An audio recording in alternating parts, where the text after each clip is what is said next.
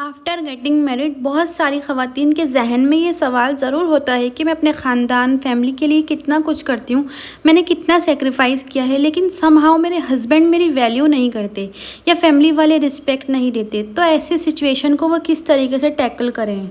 आप अपनी इज़्ज़त कैसे बढ़ाएं अपनी फैमिली की नज़रों में, अपनी ख़ानदान की नज़रों में, अपने हस्बैंड की नज़रों में। आप ख़ुद को एक वैल्यूएबल इंसान कैसे बनाएं। इन्हीं बातों को माइंड में रखते हुए मैंने आज के इस टॉपिक में आपसे कुछ बातें शेयर की हैं, जिनको मैं आज इस वीडियो में आपके साथ शेयर करने वाली हूँ।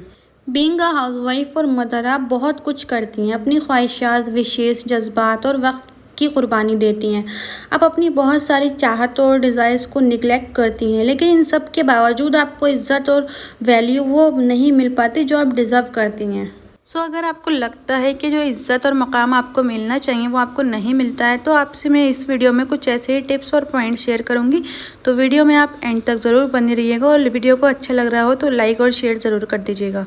तो इस वीडियो में आपको बताऊंगी कि आपको क्या करना चाहिए, क्या नहीं करना चाहिए।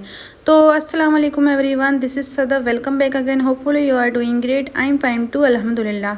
तो फ्रेंड्स, आज मैं जो है ना बना रही थी, यहाँ पे आमले का सीज़न चल रहा है, थोड़ी सी ठंडी पड़ गई है, तो यहाँ पे मैं ना आमले का मुरब्बा बनाने की सोच रही थी। मैंने कहा आमले मैंने ले ही लिए थे, मैं फिर घर में आकर सोचा कि इसका क्या ही मैं बनाऊँगी। तो फिर मैंने यहाँ पे ना मुरब्बे की प्रिपरेशन करने लग गई थी। तो वैसे तो बहुत अच्छा लगता है, खट्टा खट्टा मीठा मीठा सा होता है मुरब्बा। ज़ाहिर सी बात है, ख़वातीन को तो पसंद ही होता है, खट्टी खट्टी चीज़ें तो अच्छी लगती हैं सबको ही। तो यहाँ पे मैं अपने मुरब्बे की प्रिपरेशन कर रही थी, तो बहुत ईजी होता है। चलिए आपके साथ रेसिपी भी शेयर करूँगी और बने रहिए वीडियो में एंड तक। तो किचन का काम करते करते आज का टॉपिक भी डिस्कस कर लेते हैं। So let's move to the topic.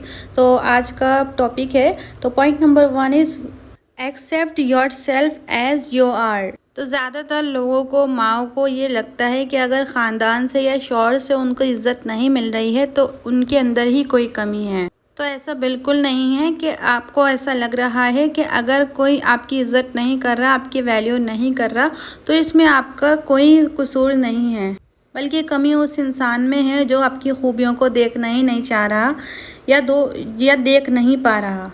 तो इसलिए आप अपनी कदर, अपनी वैल्यू, अपनी सेल्फ़ रिस्पेक्ट को बिल्कुल कम ना करें, बल्कि आप जैसी भी हैं, जो भी हैं, आप खुद को वैसा ही एक्सेप्ट करें। देखिए, हर इंसान ना एक दूसरे से बिल्कुल डिफरेंट होता है। हो सकता है जो आपके अंदर खूबियाँ हों वो दूसरे के अंदर ना हों। अगर आप खुद की वैल्यू नहीं करते ना, आप खुद को एज इट इज़ नहीं समझते, तो लोग भी आपकी कदर नहीं करते, आपकी वैल्यू नहीं करते। क्योंकि लोगों के सामने आप जितना पीपल प्लीजर बनने की कोशिश कर लें, लेकिन लोग आपकी गलती का कुछ ना कुछ आपके अंदर कमी निकाल ही लेंगे। इसलिए लोगों को खुश करने से बेहतर है आप अपने आप को इम्पोर्टेंस दें, क्योंकि जब आप खुद को इम्पोर्टेंस देते हैं ना, तो आपके सराउंडिंग के लोग भी आपको इम्पोर्टेंस देते हैं। क्योंकि जब आप अपने आप को वैल्यू करते हैं ना, तो आपके सराउंडिंग के लोग भी आपके साथ सही बिहेव करते हैं। अपनी पर्सनालिटी के अंदर ये चेंज ज़रूर लाएं। तो moving to the next tip, discover और डेवलप योर टैलेंट। जैसे ही शादी होती है तो वाइफ्स या फिर मदर अपनी आइडेंटिटी खो देती हैं।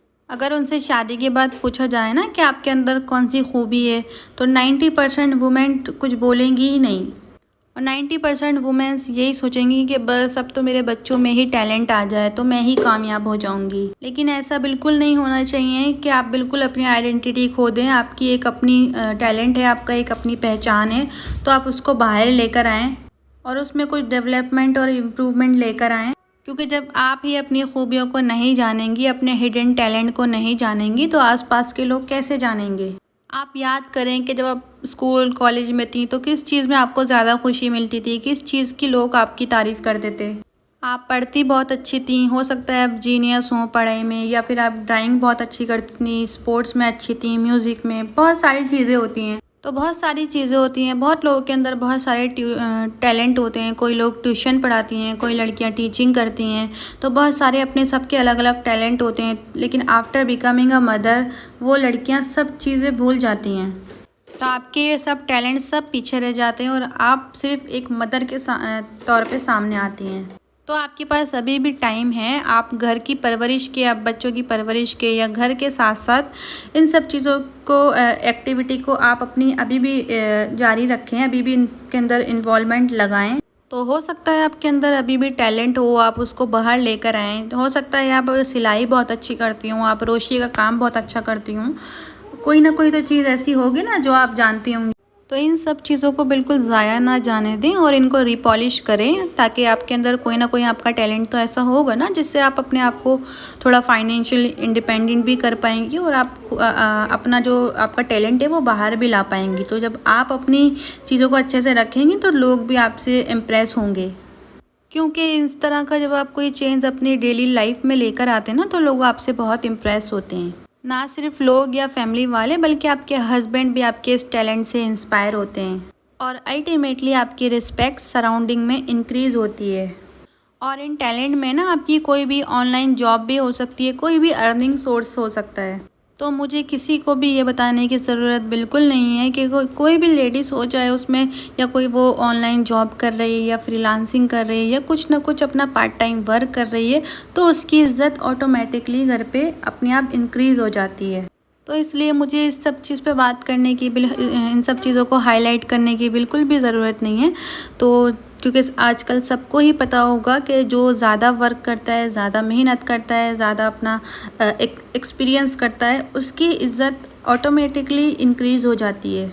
ना कि उन लोगों की कि जो काम नहीं करना चाहते, वक्त उनको अपने वक्त की वैल्यू का पता ही नहीं होता, वो सिर्फ दूसरों पर डिपेंडेंट रहते हैं और अपने प्रीशियस टाइम को वो अवेल नहीं करते। Moving to the next point is don't be a complainer. तो बहुत सी औरतों में कंप्लेन करने की आदत होती है।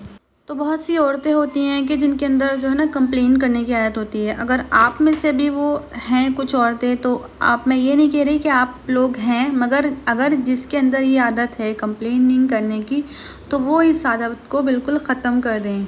क्योंकि हमेशा ना कंप्लेन करने वाले बंदे की कभी भी रिस्पेक्ट नहीं होती और दुनिया ना उनको कंप्लेन करने वाले लोगों को बिल्कुल भी अच्छा नहीं समझती है।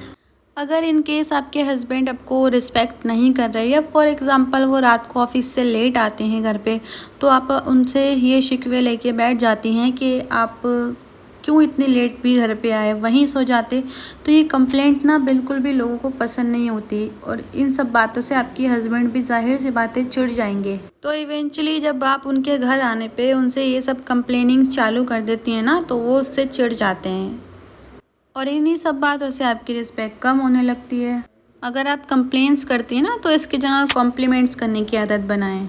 यकीन करें, जब आप उनको कॉम्प्लीमेंट्स देते हैं ना, तो आपकी वैल्यू उनकी नज़रों में बहुत ज़्यादा इंक्रीज़ हो जाती है। Moving to the next point is don't give suggestion without being asked. इसका मतलब है अगर आपसे पूछा नहीं गया ना, तो आप मशवरा ना दें। तो अगर आप बिना मांगे मशवरा देती हैं ना, तो ज़रूरी आप देती ही होंगी, क्योंकि हर औरत के अंदर ये सब चीज़ें होती हैं। जैसे कई औरतें क्या करती हैं, गाड़ी में जब बैठती हैं तो ऐसा करती हैं कि गाड़ी यहाँ से लें, वहाँ से लें, यहाँ से चलाएं, इस रास्ते से नहीं उस रास्ते से चलाएं। तो आपके जब तक मशवरे काबिल हैं, जब तक आपके हस्बैंड या फिर कोई और आपके मशवरे सुनने के लिए काबिल हो, नहीं तो बिना फालतू में आप ज़ाया मत। तो हमेशा अपना मशवरा या गाइडेंस जब ही दें जब आपसे पूछा जाए या फिर आपको उसको करने के पैसे मिल रहे हों, मगर अपना मशवरा बिना फालतू में दे के ज़ाया ना करें। तो इसलिए जब भी आपको मशवरा देने का दिल करे ना, तो आप ये सोचें कि आपसे मशवरा मांगा भी गया है। तो इस तरह से आपके मशवरे की वैल्यू भी बढ़ेगी। Next tip is control your tone.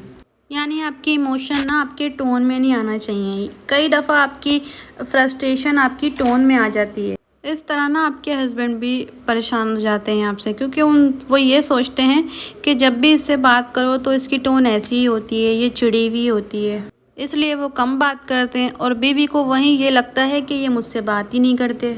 इसलिए अपनी टोन पे ध्यान रखें, उसमें ना अपने इमोशन ना ऐड करें। Moving to the next point is appreciation. यानी जब भी आप किसी सर्कल में बैठे हुए हो ना, तो अपने हस्बैंड की को अप्रिशिएट करें, क्योंकि जब वो अपनी अप्रिशिएशन को सुनेंगे ना, तो वो और ज़्यादा अच्छा काम करेंगे और वो ज़्यादा खुश हो जाएंगे, क्योंकि अपनी तारीफ़ सुनना सबको पसंद होता है, इसलिए सबको तारीफ़ अच्छी लगती है। तो अगर आपको जो हस्बैंड से जो काम बार बार करवाना हो, तो उसमें आप उनको अप्रिशिएट करें।